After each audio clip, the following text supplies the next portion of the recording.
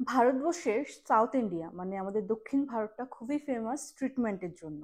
এবং জানেন তো সমগ্র ভারতবর্ষ তো বটে, ইনফ্যাক্ট আমাদের পার্শ্ববর্তী রাজ্য দেশ বাংলাদেশ বলুন, আরো এক দুটো দেশ, ওখান থেকেও কিন্তু পেশেন্টরা আসেন, ঘরের পরিবার পরিজনেরা নিয়ে আসেন এখানে ট্রিটমেন্ট করাতে, এবং ডেফিনেটলি এটা সুফল পান বলেই যখন দক্ষিণ ভারতে যাবেন, স্পেশালি যদি কোনো না মানে এরকম কোনো স্বনামধন্য হসপিটালে যাবেন, ম্যাক্সিমাম কিন্তু ওই বাইরের থেকে আসা মানুষই আপনারা দেখতে পাবেন। তো হঠাৎ কি হয়েছে, ভৌতিক ঘটনা যেখানে রুমকি সোনায় ট্রিটমেন্ট নিয়ে কেন পড়লো, আহ দক্ষিণ ভারত নিয়ে কেন পড়লো, ডেফিনেটলি আজকের ঘটনার সঙ্গে সেটা গভীরভাবে যোগাযোগ আছে। এবং কিছু কিছু জিনিস সেটা হয়তো আপনারাও জানতেন, আর যারা জানতেন না তাদের জন্য একটা ইনফরমেশন থাকবে আর কি। তো ওর জন্যই আর কি বলা। নমস্কার বন্ধুরা, কেমন আছেন আপনারা? আমি রুমকি। আজও একটি ভয়ঙ্কর ঘটনা, যেটা ফালাকাটা ওই সাইড থেকে এসছে, পাঠিয়ে দিয়েছে হলো ঝর্ণা দেবনাথ, ঠিক আছে? তো ও পাঠিয়েছে মারাত্মক একটা ঘটনা পাঠিয়েছেন। তো যারা ভাবছেন আরে অনেক রকমের ইউনিক ইউনিক ঘটনাই তো আসছে কথায় গল্প ভূতের আড্ডা স্টেশনে, আমাদের কাছেও তো আছে, এই যে ওর মুখে শুনেছিলাম বা আমার নিজের সঙ্গেই তো ঘটেছিল, পাঠিয়ে দিই রুমকি দিকে বা রুমকি বোনকে। তো ডেফিনেটলি পাঠিয়ে দিতে পারেন আমাদের হোয়াটসঅ্যাপ নম্বর 8011006740, নতুবা আমাদের মেইল আইডি কথায় গল্প @gmail.com, নতুবা আমাদের ফেসবুক এবং ইনস্টাগ্রাম হ্যান্ডেল কথায় গল্প নামে, সেখানে পাঠিয়ে দিতে পারেন। আর এই যে ওপরে দেখুন সব কিন্তু মানে যাচ্ছে number and also mail ID, কোনো রকমের অসুবিধা যাতে না হয়, লাইভে তো আর এডিট করতে পারি না। একটাই রিকোয়েস্ট থাকে, ঘটনাগুলো শুধুমাত্র আমাদের জন্য হয়। তো চলো আর দেরি করব না। তো অ্যাকচুয়ালি কেন দক্ষিণ ভারতের কথা বললাম, ঝর্ণা যে ওর বাবার একটা মানে হয় না এমন একটা অসুখ মানে অসুখ হয়েছিল না, যেটা আর কি স্থানীয় ইয়ে বলো, ইনফ্যাক্ট ওরা নাকি শিলিগুড়িতেও কনসাল্ট করেছে, তো কিছুতেই কিছু হয়নি, উনি কিওর হচ্ছিলেন না। তো ওনাদের নেক্সট বলছে কলকাতায় যাবো, নাহলে দক্ষিণ ভারতে। যেহেতু দক্ষিণ ভারত বা সাউথ ইন্ডিয়ার ব্যাপারে আমরা সবাই জানি, সেখানে চেন্নাই অ্যাপোলো বলো বা চেন্নাই বলো, ভেলুর বলো, ব্যাঙ্গালোর অলসো, হায়দ্রাবাদ, মানে খুবই স্বনামধন্য, মানে স্বনামধন্য বলাও ভুল, খুবই ভালো ভালো হসপিটাল আছে, নার্সিং হোম আছে। নাম এর জন্যই হয়েছে বিকজ ওদের ট্রিটমেন্টটা খুবই উন্দা কোয়ালিটির। স্পেশালি আমি যেটা বলছি, আমি এখানে না প্রকাশ করছি না অ্যাকচুয়ালি হয়েছে, কোন জায়গায় হয়েছে, এবং এমন একটা জায়গা যেখানে প্রচুর মানুষে যায়। তো বলেই দেবো কি, ভ্যালুরের কথা বলছি, হ্যাঁ। তো ওখানে কি হয় জানো তো, অনেক সময় মানে ধরো দেখো, এখন তুমি যদি ঘর থেকে বাইরে যাচ্ছ, মানে বাইরে হোটেলেই থাকতে হয় আমাদের, প্রচন্ড খরচ সাপেক্ষ। কিন্তু ভ্যালুর বা এই চেন্নাই বলো, এখানে জেনারেলি কি হয়, যেহেতু পেশেন্ট পার্টি যায় না, তো হয়তো তোমার 15 দিনের জায়গায় 1 মাস 2 মাসও থাকতে হতে লাগে। তো ওখানে কি হয়, ওই কিছু কিছু ঘর ভাড়া পাওয়া যায়, মানে একটা রুম, এবং সেটা কিন্তু ওই হোটেলের মতোই, হ্যাঁ, দিনে চার্জ করবে কিন্তু হোটেল থেকে অনেকটাই কম খরচ, হ্যাঁ। ওখানে যেমন একটা কিচেন রুম থাকবে, ওরাই তোমাদেরকে ইউটেন্সিলস বলো, নানা রকম বাসনপত্র বলো, গ্যাস ট্যাস থেকে ধরে সব প্রোভাইড করবে, তোমরা নিজে রান্না করে খেতে পারবে। ওই জায়গায় কি হয়, বাইরের থেকে যখন আমরা মানে কিনে খাই, ডেফিনেটলি এটা আরো বেশি খরচ সাপেক্ষ হয়। ওয়ারেস আমি যদি এটা নিজে রান্না করে নিজে বাজার করে খাই, অনেকটা খরচ কম পড়ে যায়। আর যখন তুমি ট্রিটমেন্ট করাতে যাও, ডেফিনেটলি সেটা খরচ সাপেক্ষ ব্যাপার। সবাই তো মানে তখন মনে হয় যে ঠিক আছে, এই 2 পয়সা ইয়ে করে ট্রিটমেন্টে কত কি লাগবে, হয় না, সবারই একটা এরকম থিঙ্কিং বোধ হয়। আমাদের মতো মিডিল ক্লাস ফ্যামিলি এইটাই মেইন চিন্তা, তাই না? তো ওই ক্ষেত্রে কিন্তু এই জিনিসটা হয়। তো অ্যাকচুয়ালি কি হয়েছে, কেন এই মানে পুরোপুরি ডিসক্রিপশনে আসা, সেটা হলো ঝর্ণার বাবার কথা তো বললামই। তো ডিসাইড করা হলো যে কলকাতায় কেন, তাহলে আমরা ভ্যালুর ওইসব সাইডেই চলে যাই, ঠিক আছে? তো যখন ডিসাইড করা হলো, ভ্যালুরে গেল, ভ্যালুরে চেক আপ করার পর বলছে যে ওনার একটা অপারেশন করাতে হবে, মানে স্টমাকের কিছু একটা অপারেশন করাতে হবে, বেশি বড় না, কিন্তু ওনার থাকতে হবে প্রায়, মানে অপারেশন করার পর তোমার এখানে থাকতে হবে, কারণ সপ্তাহে সপ্তাহে তোমার চেক আপ হয়। এখন ফালাকাটার ওই সাইড থেকে তুমি চেন্নাই তো নিশ্চয়ই সপ্তাহে সপ্তাহে up down, Chennai I mean to say ভেলোরের ওখানে তো সপ্তাহে সপ্তাহে আপ ডাউন করতে পারবে না, না, ওই ক্ষেত্রে তো তোমার ওখানে থাকতে হবে। আর যেহেতু এইটা এমন একটা জিনিস না, কি বলবো আর, একটু ওরকম জানাশোনা মানুষ বা একটু মানে, ঝর্ণা বলছে যে দেখো আমাদের মা বাবারও তো আর অত পড়াশোনা জানা না, আমার বাবা বিজনেসম্যান, আমার বাবা ধরো ক্লাস 10 পাস, আমার মা ক্লাস 10-এর গন্ডিও পার হতে পারেনি, কিন্তু বাবার শরীর খারাপে তো মার যেতেই হবে। তো মা, দাদা আর আমার মামা, হ্যাঁ, এই 4 জন কিন্তু ট্রিটমেন্টের জন্য গেছিল, আমি ঘরেই ছিলাম। তো ঘরে থাকলেও কোনো প্রবলেম ছিল না, যেহেতু আমার মামার বাড়ি বেশি দূর না, আমার একই পাড়ায়। তো কেউ মানে মাসি বা বলো বা দিম্মা এসে একদিন আমাদের এখানে থাকতো, আবার আমি ওদের ওখানে থাকতাম, ওরকম আর কি, অসুবিধা হতো না আর কি। হ্যাঁ, তো ঠিক আছে, ওরা তো সব গেছে। তো ওরা এরকম একটা বাড়ি ভাড়া নেয়, দিন মানে ডেইলি চার্জ করে। তো ওই একটা, তথাপিও বলবো হোটেল থেকে অনেক কম, অনেক কম। তো যেহেতু অপারেশন করাতে হবে অ্যান্ড অলসো কিছুদিন থাকতে হবে, তো বলছে এটাই বেটার অপশন। তো এই যেই মানে ল্যান্ডলর্ডের বাড়িতে উঠেছেন না, এই ল্যান্ডলর্ডের মানে ধরো উনি একটা পোর্শনে থাকেন, আর এক একটা রুম রুম ধরো একটা রুম আছে, তারপর হলো অ্যাটাচ টয়লেট বাথরুম আছে, একটা ছোট্ট কিচেন রুম সাফিসিয়েন্ট। আর রুমটা বেশ একটা 1 BHK, মানে হল নেই, ওয়ান ওয়ান রুম কিচেন ওরকম ফ্ল্যাট। হ্যাঁ, তো রুমটা বেশ বড়। তো ওখানে তো আর দেখো কেউ আর কি ঘুরতেও যায় না, ওটা তো বুঝতেই পারছো, মানে সবাই ট্রিটমেন্ট পারপাসেই যায়। তো এরকম অনেকেই এসছে। তো ওদের মানে ইয়েটাতে, ওদের মানে ফ্লোরটাতে তোমার একটা বাংলাদেশি ফ্যামিলি ছিল, হাজব্যান্ড ওয়াইফ, মানে হাজব্যান্ডের ট্রিটমেন্টের জন্য। ওরা নাকি বিগত 2 মাস ধরে আছে এখানে, মানে একটু লেন্দি প্রসিডিওর, অ্যান্ড বুঝতেই পারছো এক দেশ থেকে আরেক দেশ। হ্যাঁ, তো পুরোপুরি মানে ওনাকে ইয়ে করেই যাবেন আর কি। তো ওই হাজবেন্ড ওয়াইফ ছিলেন। আরেক আরেকটা হলো তোমার দুটো মানে 2 ভাই এসেছিল, মানে বড় ভাইয়ের ট্রিটমেন্ট করাতে ছোট ভাইকে নিয়ে এসেছিল আর কি, ওরা ছিল। অ্যান্ড ওরা তো এই উপরেও ছিল, নিচে ছিল, আর ওইগুলি আমি আর যাচ্ছি না। হ্যাঁ, তো ঠিক আছে। তো অ্যাকচুয়ালি ব্যাপারটা কি হয়েছে বলতো, বিদেশ ঘুরে গিয়ে বাঙালি যদি পায় সবাই খুশি হয়ে যায়। ওরা কিন্তু মানে ওই 2 ভাইয়ের কথা বলছি, ওরা কিন্তু নন বেঙ্গলি ছিল, বেঙ্গলি ছিল না। বাংলাদেশি ভদ্র লোক, ভদ্র মহিলা, তো ওনারা তো বাংলাতেই কথা বলবেন, ওরা ইসলামিক সম্প্রদায়ের লোক ছিলেন। তো ঠিক আছে, ওই কথাটা মানে ওই ভদ্রলোকের সঙ্গে ইয়ে মানে ঝর্ণার মামার কথাবার্তা হলো। তো বলছে না, 2 মাস ধরে আছি, তো মোটামুটি অপারেশন তো হয়ে গেছে, কিন্তু ওই চেক আপ বারবার তো আর আসা যায় না, একবারে পুরোপুরি ইয়ে করে যাব, যাতে আবার 6 মাস পরে আবার চেক আপ করতে আসতে পারি, ওরকম টাইপ। ঠিক আছে। তো তখন ভদ্রমহিলা না, ওনারা একটা জিনিস মানে ঝর্ণার মা এটা নোটিস করলেন, ভদ্রমহিলা খালি দোয়া পড়তে থাকতেন। হ্যাঁ, আর যেমন ফু, এরকম করে ফু ফু দিতে থাকতেন। তো না মানে জেনারেলি আমরা জানি নামাজ পড়ি বা দুয়া কালাম পড়ি, কিন্তু এত ফ্রিকুয়েন্টলি কেউ এরকম দোয়া পড়তে, মানে দেখো ইসলামিক সম্প্রদায়ের লোক তো সব জায়গায় আছে, আমরা সবাই জানি ওরা কি কি মানে রিচুয়ালস করে, কিন্তু এত ফ্রিকুয়েন্টলি ভাবে ঝর্ণার মা বলছি এত ফ্রিকুয়েন্টলি তো কেউ করে না। উনি মনে মনে হয় কি সবসময় মানে জব মানে দুয়াটা ওনার মুখেই থাকে। ভদ্রমহিলার সঙ্গে যখনই কথা বলতে চান না, মানে ঝর্ণার মা, উনি না খালি ভয়ের তো দৃষ্টিতে তাকিয়ে থাকে, আর উনি যেমন ইগনোর করে তাড়াতাড়ি মানে ঘরে মানে ছেড়ে দেনে মা, কেঁদে বাঁচো, ওরকম টাইপের, মানে ছাড়তে পারলে আর কি বাঁচোয়া, ওরকম টাইপের। ঠিক আছে, ওনারা বুঝতে পারছিলেন না ভদ্রমহিলা হঠাৎ, অথচ ভদ্রলোক কিন্তু খুব ভালো, খুব ভালোভাবে কথা বলছে, মানে বলেন একটা খুব সম্মান দিয়ে কথা বলেন, তো ডেফিনেটলি যে সম্মান দেখায় সে তো সম্মানের যোগ্যই। ওনারাও খুব সম্মান সঙ্গে কথা বলে, কিন্তু ভদ্রমহিলার আচরণ দেখে না উনি কোয়াইট হতবাক। আর এমন না তো ল্যাঙ্গুয়েজ প্রবলেম, বাংলাদেশ হলে কি হবে, আমাদের ল্যাঙ্গুয়েজটা তো বাংলা, আমরা তো বুঝতে পারি না।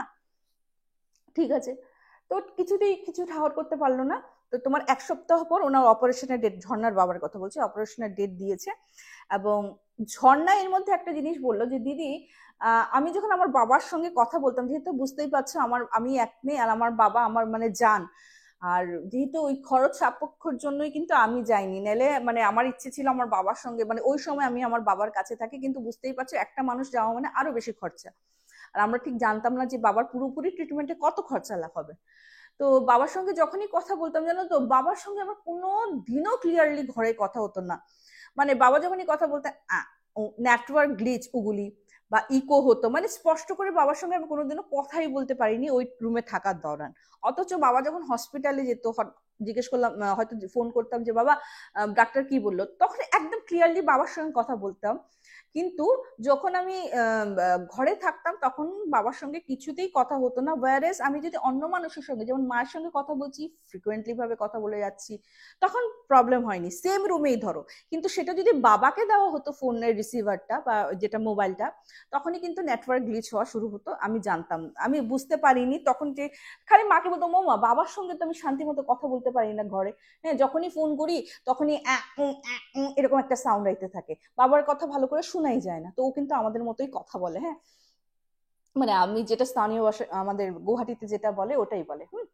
তো বলছে ঠিক আছে, তো বলছে হইতেই পারে, হয়তো হয় না একটা রুমের মধ্যেই দেখবে এক জায়গায় খুব ভালো নেটওয়ার্ক দিচ্ছে, একটা জায়গায় যেমন নেটওয়ার্কটা ওরকম ভালোভাবে পায় না, তো একটু অসুবিধা হবে, বলে ওটা হতেই পারে। আর তোর বাবা তো আইসে খাটের মধ্যেই শোয়া থাকে, যেহেতু এমনিও এতদিন ধরে উনি বেচারা ওই রোগে ভুক্ত হয়েছিলেন বলে একটু উইক হয়ে গেছিলেন। ঠিক আছে, সব ঠিক আছে। তো ভদ্রলোকের অপারেশন হলো, অপারেশন থেকে আসার পর এখন ওনার তো স্টিচ বাগেরা আছে, তো ওনাকে খাটে শোয়ানো হয়েছে। নিচে দুটো, এটাও কিন্তু ভাড়া পাওয়া যায়, গদিও কিন্তু ভাড়া পাওয়া যায়। তো একটা মানে সিঙ্গেল গদি আর একটা ডাবল গদি আনা হয়েছে। রুমটা কিন্তু মানে বললাম না একটা বেডরুম হলেও কিন্তু বেশ বড়, মানে মোটামুটি আমার হল রুমের মতোই হবে, বেশ বড়, মানে খাট করেও আরামসে দুটো গাদ্দা পেতেও মোটামুটি হাঁটা চলার জায়গা কিন্তু আছে, তার মানে এতটাই বড়। ঠিক আছে। তো ওর মায়ের জন্য একটা সিঙ্গেল গাদ্দা, ওটা আবার বাবার খাটের পাশে, যাতে বাবার কোনো অসুবিধা হলে মা শুনতে পারে। আর যেহেতু ছেলে মানুষ, মামা এবং ওনার ঝর্ণার দাদা, তো ঘুম গাঢ় হতেই পারে, হয়তো ওরকম ভাবে খেয়াল নাও রাখতে পারে। আর অবভিয়াসলি স্ত্রী ওয়াইফের তো একটা আলাদাই কনসার্ন থাকবে না। তো ঠিক আছে, হঠাৎ মানে ওরা ঘুমিয়েছে, তোর বাবা খাটে ঘুমিয়েছে, মামা এবং দাদা ওই গাদ্দাতে ঘুমিয়েছে, ডাবল গাদ্দা, এবং উনি সিঙ্গেল গাদ্দা, ভদ্রমহিলা মানে ঝর্ণার মা। তো হঠাৎ ভূমিকম্প হলে খাট যেমন নড়ে না, ওরকম খাট নড়ছে। তো খাট নড়া দেখেই মানে ওই ফিলটা করে কিন্তু ঝর্ণার বাবা যেহেতু খাটে ঘুমানো ছিল, উনি উঠে গেছেন। উঠে গিয়ে না বলছে এই ভূমিকম্প ভূমিকম্প। দাদা এবং মামা কিন্তু অঘাড়ে ঘুমাচ্ছে, এবং যখন ভূমিকম্প শব্দটা শুনে যখন ঝর্ণার মা চোখটা খুলে না, দেখছি সত্যি সত্যি খাটের পায়াটা কিন্তু কাঁপছে। উনি উঠেছেন, উঠে না এদিক ওদিক তাকাচ্ছেন, দেখে না সামনে জলের বোতল ছিল বা একটা প্লাস্টিকের যে স্টুলগুলি আছে ওটার উপরে কিছু জিনিস ছিল, ওগুলি তো কাঁপছে না। ওগুলির মধ্যে গ্লাস ছিল, হ্যাঁ 2-3টা গ্লাস ছিল স্টিলের, ওগুলি তো কাঁপছে না। আর যখন উনি উঠে বসতে বসতে কিন্তু ভূমিকম্প স্টপ হয়ে গেছে। তখন না ওর বাবা বলছে যে এরকম এরকম ভূমিকম্প হয়েছে, তোমরা টের পাওনি? আর এরা তো মানে পুরোপুরি ঘুমোচ্ছে, টায়ার্ডও হয়ে যায় আমার পেছনে দৌড়াতে দৌড়াতে।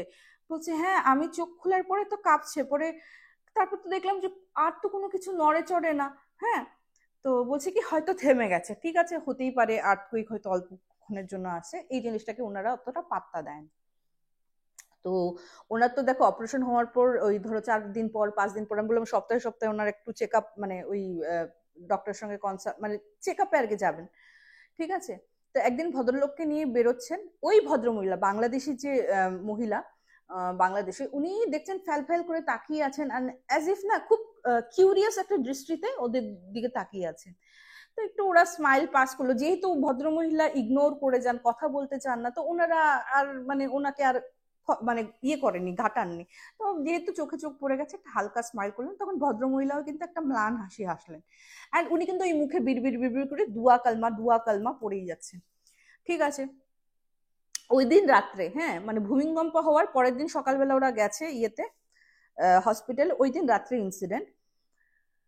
ও ঝর্ণার মা ঘুমিয়ে আছে, ঝর্ণার বাবা ঘুমিয়েছে, ঝর্ণার মামার ওয়াশরুমে যাওয়ার প্রবণতা মানে ওনার দরকার পড়েছে। তো উনি উঠেছেন, উঠে বসার পর দেখেন কি ওনার জামাইবাবু তো যেহেতু বললাম একাই ঘুমাতেন ওখানে খাটটার মধ্যে, দেখেন কি ঠিক জামাইবাবুর খাটের এক পাশে একটা মানে ছায়া বলা যাবে না, মানে ঘোলাটে ঘোলাটে, মানে ধোঁয়া যেমন দেখো কোনো জায়গায় গাঢ় হয় কোনো জায়গায় হালকা হয়, ওটা সব মিলে না একটা মানুষের অবয়ব ধারণ করে। যেমন ওর জামাইবাবুর এদিকে এরকম করে ঠিক মানে মাথাটার এদিকে না এরকম হাতটা দিয়েছে, মাথাটা ধরো খাটের মধ্যে শোয়ানো, তো এরকম করে হাতটা দিয়ে মানে চোখ মুখ নেই কিন্তু খালি তুমি ভাবো একটা ধোঁয়া, যেটা হয়তো মুখটা হলো মানুষের অবয়ব নিয়েছে, এরকম করে তাকিয়ে আছে। তো এটা দেখে না উনি না চিৎকার করে উঠেছেন, কে রে কে রে। তোমরা বলতে পারো যে রাত্রেবেলা কি করে দেখলেন, যেহেতু ওনার শরীরটা খারাপ, একটা 0 পাওয়ারের লাইট কিন্তু জ্বালানো থাকতো। হ্যাঁ, হঠাৎ যদি ওনার কোনো অসুবিধা হয় ওটার জন্য একটা হালকা মৃদু লাইট জ্বালানো থাকতো, 0 পাওয়ার যেটাকে আমরা বলি। কেড়ে কেড়ে বলার সঙ্গে সঙ্গে চোখের নিমেষে উধাও হয়ে যায়। তো তখন দিদি উঠে গেছেন, ওই দাদাটা উঠে গেছেন, ঝর্ণার দাদা, বলছে কি হয়েছে মামা? দিদিও বলছে না একটু চিল্লাচ্ছিস কেন, কি হয়েছে? তো বলছেন উনি না মানে সবাই যাতে প্যানিক না হয়, উনি বলছেন না না আমি আমার পায়ের উপর দিয়ে বোধহয় কোনো ইঁদুর ঠিদুর গেছে, গিয়ে ওটাই ভয় পেয়ে গেছি, ওটার জন্য হঠাৎ মানে ঘুমের মধ্যে গেছে, তো ওই মানে হঠাৎ করে উঠে গেছি আর কি। তো ঠিক আছে চলো, এটাও গেছে, ওই দিনটা গেল। তারপরের দিনও ঠিকঠাক আছে, সবকিছুই চলছে, এভরিথিং ইজ ওকে, কোনো প্রবলেম নেই। তারপরের দিন রাত্রেবেলা ওর দাদা, হ্যাঁ ওর দাদার গার্লফ্রেন্ড ছিল, তো এখন মা বাবার সামনে তো নিশ্চয়ই গার্লফ্রেন্ডের সঙ্গে কথা বলবে না, না? তো যখন মা বাবা ঘুমিয়ে গেছে, ওর মামাকে বলেছে যে মামা জানতো ওর গার্লফ্রেন্ডের ব্যাপারে, ঝর্ণার দাদার গার্লফ্রেন্ডের ব্যাপারে। হ্যাঁ, তো বলছে যে মামা ও ফোন করবে, আমি একটু কথা বলে আসি। বলছে হ্যাঁ যা ভাগনা। তো বলছে তোমরা ঘুমিয়ে পড়ো, দরজাটা খালি খোলা রেখো, হ্যাঁ আবজিয়ে রেখো, ঠিক আছে? তো বলছে ঠিক আছে। তো ও উপরে গেছে, কথা বলে ফোন টোন করে যেই আসছে না, তখন দেখে সবাই ঘুমিয়ে গেছে, জিরো পাওয়া। ওনার দরজাটা খুলে কি দেখেছে বলো তো, মানে অবভিয়াসলি না, তোমার বাবার যখন শরীর খারাপ, তুমি ঘরে ঢুকবে যখন, প্রথম চোখটাই তো নিশ্চয়ই খাটের দিকে যাবে, যেহেতু উনি মানে ঠিক আছে তো আমার বাবা। উনি যেই খাটের দিকে তাকিয়েছেন, দেখে ওই সেম ওই জিনিসটা, মানে দুজনে যখন মানে মামা এবং ভাগ্নে যখন মানে ডিসক্রাইব করলো না, ওরা কিন্তু একটা জিনিসই দেখেছেন, ওরকম ওই অন্ধকারের মধ্যে বললাম না ধোঁয়া ঠোয়া, ওরকম একটা আধো মানে কি বলবো ধোঁয়ার যেটা শেপটা আর কি কোনো মানুষের নিয়ে নিয়েছে, কিন্তু ওটা বোঝা যাচ্ছিল না ফিমেল না মেল। এরকম করে ওই ঠিক মাথার মধ্যে এরকম করে হাত দিয়ে কিন্তু দাঁড়ানো। এটা দেখে তো ও চিৎকার, আর চিৎকারের সঙ্গে সঙ্গে এগেইন মিলিয়ে গেছে, ও তো কিন্তু জায়গা ছিল, দাঁড়ানো ছিল। তখন মামা উঠেছে, ওর মা উঠেছে, উঠে গেছে, বলছে কি হলো রে রাত বিরাতে চিৎকার। ওর বাবাও উঠে গেছে, ওর বাবা না ফ্যাল করে তাকিয়ে আছে, কি হলো ছেলেটা এরকম করে চিৎকার করছে কেন। তখন ওই রাত্রেবেলা মামা বলেনি, কিন্তু ওর দাদা নাকি সব বলেছে, এরকম এরকম আমি যখন ঢুকছি দেখি বাবার শিওরে দাঁড়ানো, মানে মাথার উপরে এরকম দাঁড়িয়ে আছে একটা আবছা অবয়ব টাইপের, ছায়া ছায়া টাইপের। হ্যাঁ, আর আমি যেই চিৎকার করলাম সেই চোখের নিমেষে মিলিয়ে গেল। তখন মামা রিভিল করলো যে তুইও দেখেছিস, যেই বলেছে তুইও দেখেছিস, তখন দিদি বলছে তুইও দেখেছিস মানে, মানে ঝর্ণার মা বলছে তুইও দেখেছিস মানে, তুইও কি কিছু দেখেছিস নাকি? বলছে কালকে যে চিৎকার করে উঠেছিলাম, তোমরা ভয় পাবে বলে আমি চুপ করেছিলাম, অ্যান্ড এর জন্য আমি মানে ওইটা আমিও দেখেছি, আর আমি ওটা চিৎকার করার সঙ্গে সঙ্গে সে কিন্তু গায়েব হয়ে যায়। তো বুঝতেই পারছো রাত্রেবেলা যখন কথাবার্তা হয় তখন কিন্তু খুব লাউডলি হয়, যেহেতু দরজাটাও খোলা ছিল। ওই বাংলাদেশের ভদ্রলোকটা জাগা ছিল, বাংলাদেশি ভদ্রলোক কিন্তু ওদের দরজার এখানে এসে নক করছে যে দাদা কি হয়েছে, ঠিক আছেন নাকি আপনি, হ্যাঁ আপনারা ঠিক আছেন তো। তো একটা প্লাস পয়েন্টও ছিল, ওনারাও কিন্তু আমাদের ওই ওরকম ভাবে মানে ওই ল্যাঙ্গুয়েজেই কথা বলতো, যেটা আর কি আমরা কথা বলি আর কি, ঢাকাইয়া ল্যাঙ্গুয়েজ হোক বা ওই চলতি ল্যাঙ্গুয়েজ যেটা আমাদের ওখানে। তো বলছে কিছু হয়েছে নাকি, হ্যাঁ আপনারা তো চিৎকার পারেন কেন, তো অসুবিধা হলে কন, আমি কিছু যদি সাহায্য করতে পারি আপনাদের। তো বলছে তারপর না ইয়ে ঝর্ণার মামা বলছে না আসেন দাদা আসেন। তো ডাইকা নিয়ে আসার পর বলছে এই এই অবস্থা, হ্যাঁ আমি প্রথমে আমি দেখছি, আজকে আমার ভাইগনাও দেখছে। তখন দিদি বলছে যে তোকে তো একটা কথা বলিই নাই। বলছি কি? বলছে ওই তোর ইয়ে যখন আমরা যেদিন ডাক্তারের কাছে গেছি তার আগের দিন রাত্রে তোর জামাইবাবু তো মানে ভূমিকম্প করে চিৎকার করে উঠছিল, আর ওই চিৎকার শুনে যখন আমি উঠছি দেখি খাটের পায়া কাঁপে, কিন্তু ওই সামনের যে প্লাস্টিকের স্টুলের উপরে গ্লাস গ্লোস কিচ্ছু কাঁপে না, কিন্তু যদি সব ভূমিকম্প হইতো তাহলে তো সব কাঁপতো, খালি খাট কেন কাঁপবো। তখন ভদ্রলোক বলছে যে ঠিক আছে আজকে ঘুমায় যান, কালকে সকালে কথা বলবো, আর আপনার ইষ্ট নাম জপ করে ঘুমায়। হ্যাঁ, বইলা উনি ওনার মানে কিছু দোয়া ওই মানে ঝর্ণার বাবার মাথায় এসে না দোয়া কিছু পইরা ফু ফু দিয়ে বলছে আপনি ঘুমায় যান, আপনার আর চিন্তা করতে হবে না, কালকে আমরা কথা কমুন এই ব্যাপারে। তো যেহেতু রাত্রেবেলা বুঝতেই পারছো অ্যাকচুয়ালি কি এটা মানে ওই ভদ্রলোকও কিন্তু ইয়ে বলেছিলেন, ওনাদের মতে তো জিন। তো বলছে যে জিনরা নাকি রাত্রে আরো বেশি, এমনি তো সবসময় অ্যাক্টিভ থাকেই, হ্যাঁ ওদের কিন্তু কোনো টাইম থাকে না, কিন্তু রাত্রেবেলা আরো বেশি অ্যাক্টিভ হয়ে যায়, হ্যাঁ যেহেতু সানলাইটের পাওয়ারটা থাকে না। তো সূর্যের আলোতে নাকি কিছু অংশ হলেও নাকি ওদের শক্তিটা কমে, এটা অ্যাকর্ডিং টু হিম। অ্যান্ড আমিও কিন্তু এটার সঙ্গে পুরোপুরি সহমত, ইনফ্যাক্ট আমি অনেকবার এখানে বলেছি। তো ঠিক আছে, পরের দিন সকালে তো ওদের কি মানে দেখো, একে তো এই ইনসিডেন্ট হয়ে গেছে, ঘুম কি আর আসে, অনেকক্ষণ জায়গা থাকতে থাকতে সবারই চোখ লেগে গেছে, মোটামুটি ঘুমিয়ে গেছে। তো ঠিক আছে, পরের দিন সকালে উঠে ভদ্রলোককে বললো যে হ্যাঁ দাদা আপনি কালকে কি যেন কইতেছিলেন, এরকম এরকম কথা। তখন বলছে দাঁড়ান, ও বিবিরে ওনার বেগম রে ডাকছে, ডাকার পর বলছে যে তুমি, আমি এতদিন তোমারে খুব ভুল বলছি, তুমি তো বলতা আমি বিশ্বাস করতাম না, আজকে তুমি যা দেখতা অন্যরাও কিন্তু তা দেখতো। এই কথা শোনার সঙ্গে সঙ্গে ঝর্ণার মামা বলছে যে মানে উনি কিছু দেখছেন নাকি। তখন ইয়ে বলছে, ওই ভদ্রমহিলা বলছিলেন যে বাংলাদেশের ভদ্রমহিলা, উনি বলছেন যে আপনারা হয়তো ভাবেন আমি আপনাদের সঙ্গে কথা কেন কই না, কারণ আমার মনে হয় কি আপনাগুলোকে কথা কইতে কইতে যদি আমার মুখ দিয়ে ওইটা বাইরে যায় যে আমি আপনাদের ওখানে দেখি এরকম একটা ছায়া দেখি, হয়তো আপনারা ভয় পাইবেন।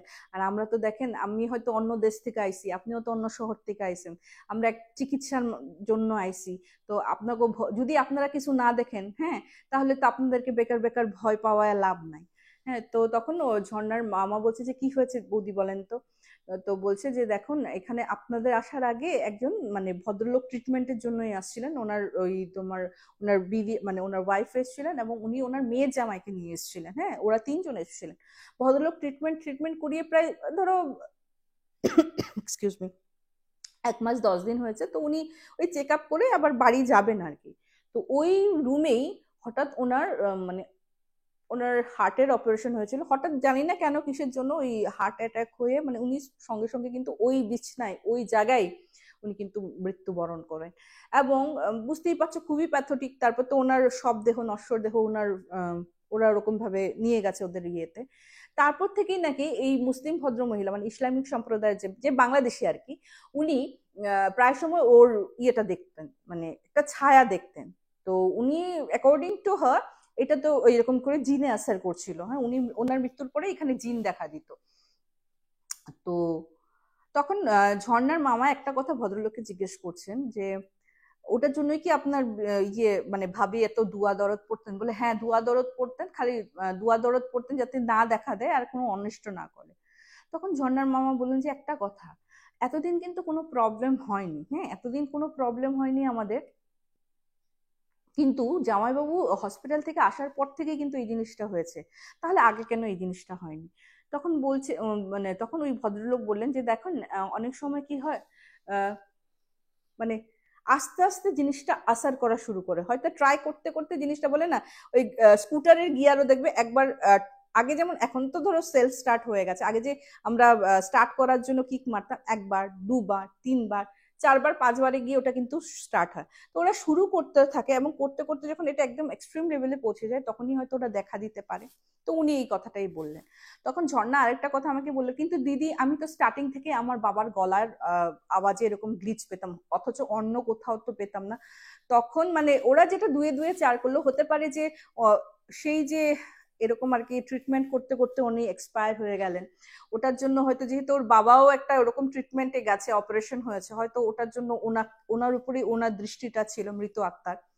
তারপর ঝর্ণা এটাও বলে যে এটা তো হতেই পারে, আবার কখনো কখনো মনে হয় বাবার এখান থেকে কি চলে আসলো নাকি, ওই হসপিটালে তো অনেক রকমের মৃত্যু হয়, ওখান থেকে হয়তো বাবার সঙ্গে কেউ চলে আসতে পারে, অনেক কিছুই তো হতে পারে। কিন্তু প্রবলেমটা হলো ওরা আর 5 দিনের মতো থাকবে, মানে লাস্ট চেক আপটা হওয়ার পর ওরা আবার ফালাকাটার দিকে রওনা হয়ে যাবে। হ্যাঁ, তো বলছে যে এই 5 দিনের লেগে জন্য তো আর নতুন করে ঘর নিয়ে লাভ নেই, কি করা যায়? তখন ইসলামিক সম্প্রদায়ের ভদ্রলোক যে বাংলাদেশি ভদ্রলোক উনিই বললেন যে আপনারা একটা কাজ করেন, এখানে তো অনেক মন্দির টন্দির আছেন, আপনি যান, গিয়ে হিন্দি কথায় আপনারা বোঝানোর চেষ্টা করেন, আপনারা তো হিন্দি জানেন। বলছে হ্যাঁ, মোটামুটি তো বুঝাই নিতে পারবো। তো বলছে যান না, গিয়া কন ওরকম পুরোহিতের থেকে কোনো কিছু একটা ইয়ে নিয়ে আসেন, নিশ্চয়ই ওরা কিছু একটা দিব। তো এই কথা শোনার পর ওর বাবা যায়নি, ওর মা ঝর্ণার মা ঝর্ণার মামা গিয়ে দুইজন গিয়ে ওখানে স্থানীয় পুরোহিতের সঙ্গে সব কথা বলার পর পুরোহিত একটা বলছে যে তোমরা একটা কাজ করো, একটা বোতল কিনা নিয়ে আসো। তো বোতল কই পাবে, ছোট যে মিনারেল ওয়াটার 10 টাকা দামি, ওগুলির জল পুরো ফেলে ওই জলের মধ্যে ঠাকুরের জল স্নানের জলটা দিয়েছে আর ঠাকুরের ফুল দিয়েছে। বলছে এই ফুলটা তোমার বাবার বালিশের মাথার নিচে রাখবে, আর তোমরা যতদিন এই ঘরে আছো ছিটা ছিটা দেবে। হ্যাঁ, আর তোমরা যখন চলে যাবে যাওয়ার আগে মালিককে বলবে যে ওই ঘরে যাতে কোনো একটা শান্তি সস্তান করে। বলে উনি কোন সম্প্রদায়? বলছে না উনি এখানকারই মানে সাউথ ইন্ডিয়ান ফ্যামিলি। তো বলছে যে তোমরা বলে দিও যে এরকম দেখা স্পিরিট দেখা গেছে। ওরা না একটা ওয়ার্ড বলেছে দయ్యం। ওই দయ్యం মানে যেহেতু ভদ্রলোকও সাউথ ইন্ডিয়ান ছিলেন, তো হিন্দি ও মানে যতটুকু আর কি পসিবল আর কি বোঝানোর চেষ্টা করেছে। বলছে যে এরকম দయ్యం দেখেছো তোমরা, তো একটা যাতে পূজা পাঠ করিয়ে নেয়। ঠিক আছে। তো ওরা যতদিন আরো 5 দিন ছিল না, ওই রকম ভাবে পুরোহিত যেমন যেমন বলেছে ওরকম করার পর কিন্তু আর কোনো রকমের প্রবলেম হয়নি। এবং ওরা যখন ফালাকাটার মানে ওইখানে যাওয়ার উদ্দেশ্যে রওনা দিল, তখন বাড়ির মালিককে বলেছে যে আমরা এরকম এরকম দেখেছি এবং শুনেছিও নাকি এরকম একটা মৃত্যু হয়েছে। তো উনি কিন্তু না করেনি, বলছে হ্যাঁ ঠিকই তো মৃত্যু হয়েছে, কিন্তু এরকম তো হয়, কোনো তো প্রবলেম হয়নি, তাই আমরা ওরকম কিন্তু কিছু করাইনি। বলছে না, কুড়িয়ে নেবেন, কারণ প্রত্যেকটা সোল তো আর একরকম হয়নি। অন্য সোলরা হয়তো মুক্তি পেয়ে গেছে, উনি হয়তো মুক্তি পায়নি, ওনার হয়তো আশা ছিল যে ট্রিটমেন্ট হয়ে গেছে উনি বাড়ি ফিরবেন, অনেক ইচ্ছা শক্তি নিয়ে মরেছেন, ইচ্ছা আশা নিয়ে মরেছেন হয়তো, তাই ওনার সোলটা এত ডিস্টার্ব হয়ে রয়েছে। তো অনেক কিছুই হতে পারে। তো যাই হোক, তারপর ওরা পুজো করিয়েছিল কি না করায়নি ঝর্ণা কিন্তু জানে না, কিন্তু একটা প্রচন্ড আনইউজুয়াল প্রচন্ড ইউনিক অ্যান্ড অনেক ইনফরমেশন শেয়ার করেছে ঝর্ণা আমাদের সাথে। তো থ্যাংক ইউ সো মাচ ঝর্ণা, অনেক অনেক ভালোবাসা। আরো ঘটনা থাকলে পাঠিয়ে দিও। কেমন লাগলো ঝর্ণার ইনসিডেন্টটা? একটু হলেও কি একটু আইডিয়া পেয়েছো? তো চেষ্টা করি শুধু ভৌতিক কেন, নানা রকম ইনফরমেশন আমি শেয়ার করার চেষ্টা করি। আমার এই বন্ধু ভাই বোন, ছোট ভাই বোনেরা, দিদি দাদারা আমাকে এরকম ইনফরমেশন পাঠায়, আমি শেয়ার করি তোমাদের সাথে। তো কেমন লাগলো আজকের এপিসোড প্লিজ জানাতে ভুলো না। ঘটনা শেয়ার করতে থাকো। আচ্ছা, একটা জিনিস তো বলিনি, কথায় গল্প ভূত রেডিও স্টেশন, আমরা কিন্তু কোনো রকমের অন্ধবিশ্বাস বা কুসংস্কারকে প্রশ্রয় দিই না। ঘটনাগুলিকে যদি বিশ্বাসযোগ্য বলে মনে না হয় সেক্ষেত্রে প্লিজ গল্প ভেবে নিয়ে নেবেন, কারণ আমাদের মেইন উদ্দেশ্য আপনাদের ছোটবেলায় সেই নস্টালজিক ফিলিংটা ফিরিয়ে দেওয়া। আর কিছু না, বিশ্বাস করা না করা এটা তো আপনাদের উপর নির্ভর করে, তাই না? আপনারা এখন এনজয় করবেন না কি করবেন, কি বলবো, এনজয় এনজয় করুন, এন্টারটেন হিসেবে নিন। এটাই হবে বোধহয় ভালো কাজ আর কি, ঠিকঠাক আর কি, এন্টারটেনও হলেন, মজাও পেলেন, তাই না? তো চলো বন্ধুগণ, আজকে এই এপিসোডটা আমি এখানে শেষ করছি। খুব তাড়াতাড়ি দেখা হবে। Till then bye bye, see you soon. নমস্কার।